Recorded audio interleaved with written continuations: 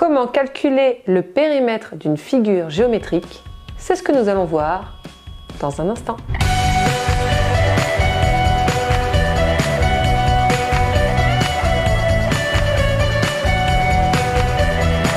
Bonjour et bienvenue sur Éducation Happy, la chaîne où l'apprentissage passe par le plaisir.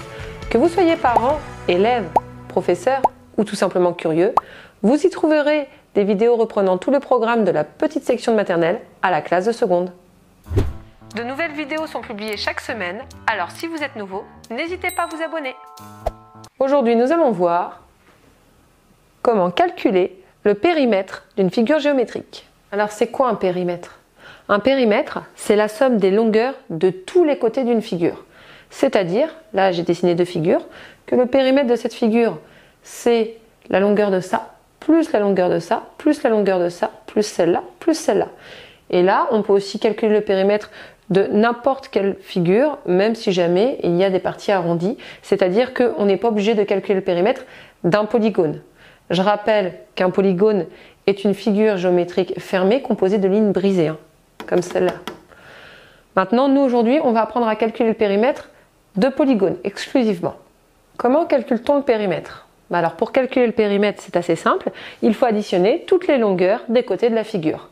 Par exemple, si je veux calculer le périmètre de mon tableau, je vais mesurer ce côté-là, et puis ensuite j'additionnerai la mesure de ce côté-là avec la mesure de ce côté-là, puis avec la mesure de ce côté-là et la mesure de ce côté-là. Le périmètre, c'est vraiment le tour. Si j'ai une figure géométrique, je vais en dessiner une,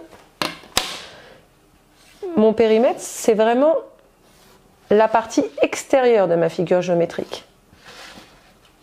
C'est l'ensemble des côtés là. On additionne la longueur de tous les côtés. Ici, ça, ça et ça. Alors, dans quel cas on vous demandera de calculer le périmètre? Généralement, ça va être dans le cadre de problèmes. Vous allez avoir par exemple une piscine, il faut faire le tour avec du grillage, donc quel est le périmètre de la piscine? Puisqu'il faut faire le tour, il va falloir calculer de combien de mètres de grillage vous aurez besoin. Vous pouvez aussi avoir le périmètre pour calculer la longueur d'un stade de foot. Dans la vie de tous les jours, le périmètre, vous pouvez l'utiliser notamment dans une pièce, par exemple, dans laquelle vous devez poser des plinthes. Les plinthes, c'est ce qu'il y a sur les murs, au niveau des murs en bas. Eh bien, il vous faut connaître le périmètre de la pièce pour pouvoir positionner la bonne longueur de plinthe. Il faut faire très attention lorsque vous calculez le périmètre d'une figure à l'unité de longueur. On additionne les centimètres avec des centimètres, les millimètres avec des millimètres. Et si ici, par exemple, j'avais, je vais dire, 7 cm, et qu'ici, je dis que ça fait 30 mm, je ne peux pas faire 7 plus 30, puisque là, je suis en centimètres et là, je suis en millimètres. Soit je convertis mes millimètres en centimètres, donc je sais que, là, je vais vous montrer après comment on trouve ça, mais 30 mm, c'est égal à 3 cm. Et dans ce cas-là, je peux faire 7 plus 3, puisque maintenant je n'ai que des centimètres. Soit je convertis mes centimètres en millimètres. Je sais que 7 cm, c'est égal à 70 mm. Et dans ces cas-là, je peux faire 70 plus 30. Et là, j'aurai le résultat en millimètres. Après, vous pouvez convertir les millimètres en centimètres, les centimètres en millimètres, en mètres, etc. Là, on va voir comment on calcule le périmètre de certains quadrilatères ou polygones, on va dire particuliers, notamment le carré. On va commencer par lui. Alors le carré, là ici, je vous remontre un carré, d'accord?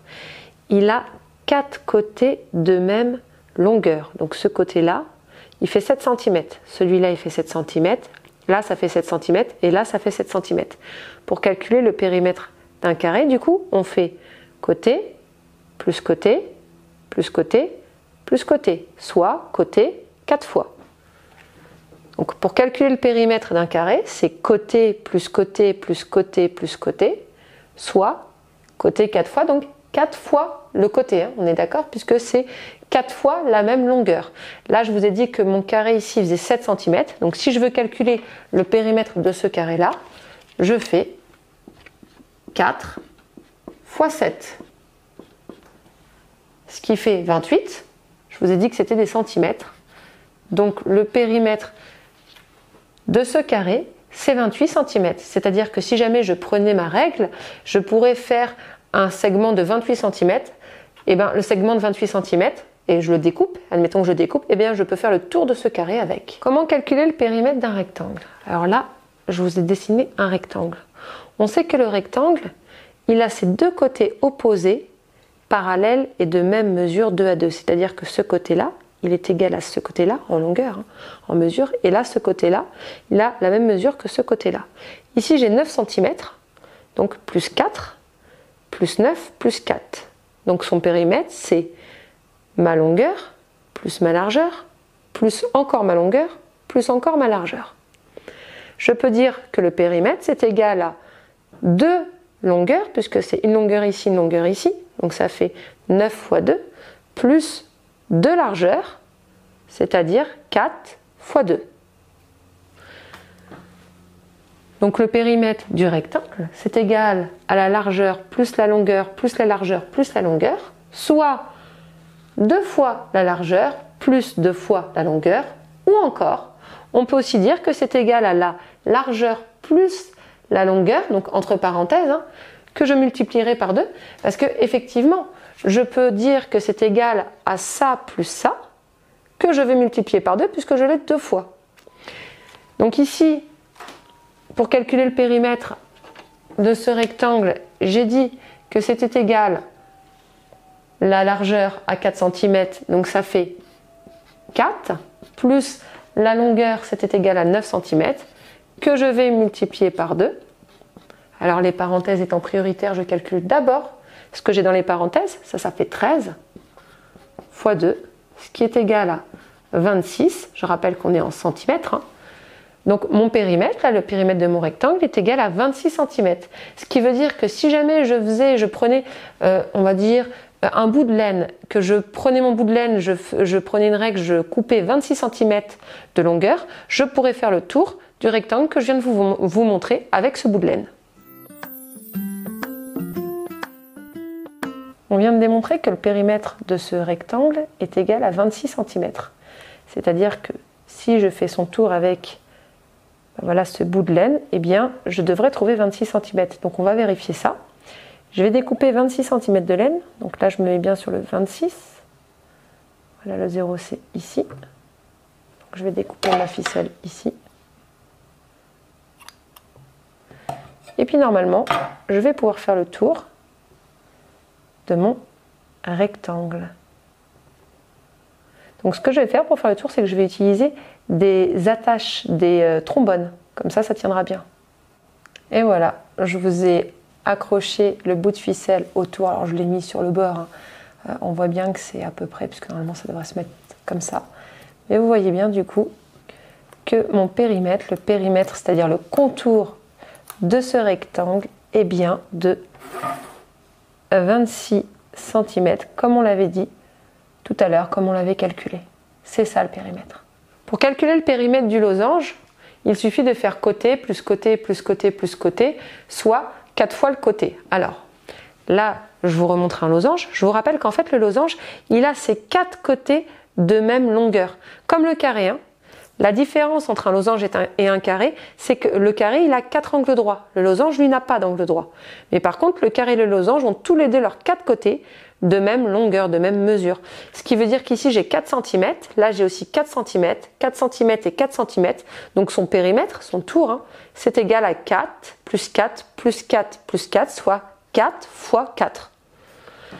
Et si je veux calculer son périmètre, eh bien, c'est égal à 16, puisque 4 fois 4, c'est égal à 16. On est en centimètres, centimètres.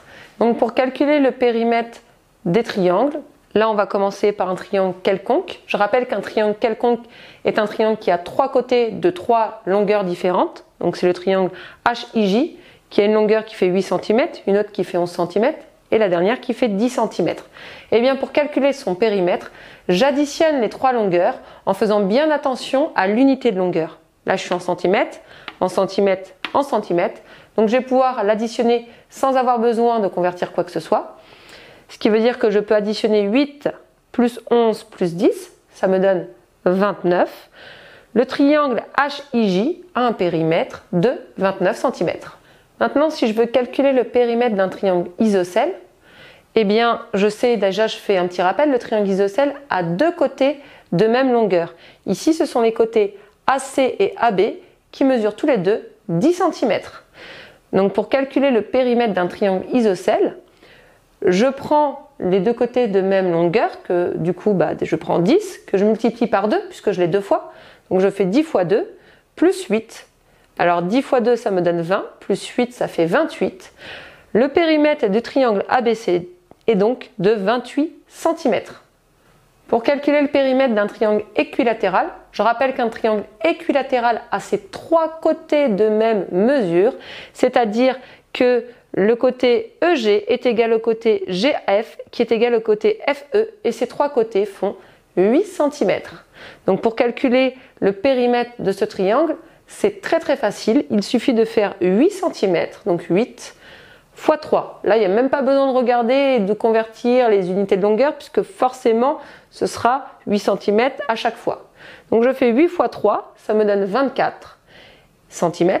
Et donc le périmètre du triangle EFG est égal à 24 cm. Voilà, vous savez désormais ce qu'est un périmètre et comment le calculer.